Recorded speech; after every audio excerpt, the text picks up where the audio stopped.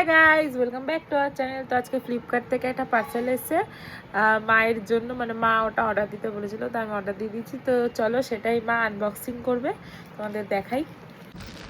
চলো, মা একদম রেডি, বলার সঙ্গে সঙ্গে আর কি খুলতে শুরু করে দিয়েছি।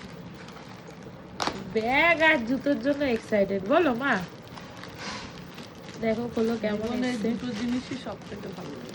বাবা, ব্যাগ আর জুতো ওটাও ভালো লাগে না তো। ওরে বাবা,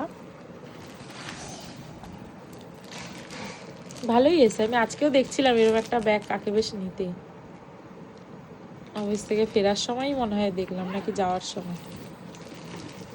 কি স্পেস আছে ভালো, কিন্তু আমি যেরকম ভেবেছিলাম বড় সেরকম না। এরমই আস না, এটা ছোট।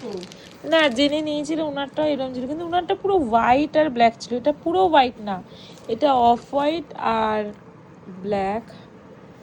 দেখি ভেতরে, উপরে একটাই চেন, ভেতরে একটা বড় চেন মতন আছে, দুভাগ করা, তাও আবার মানে এদিকে একটা ওদিকে একটা। আর এই মোটামুটি ঠিক আছে, প্রাইস অনুযায়ী ঠিক আছে।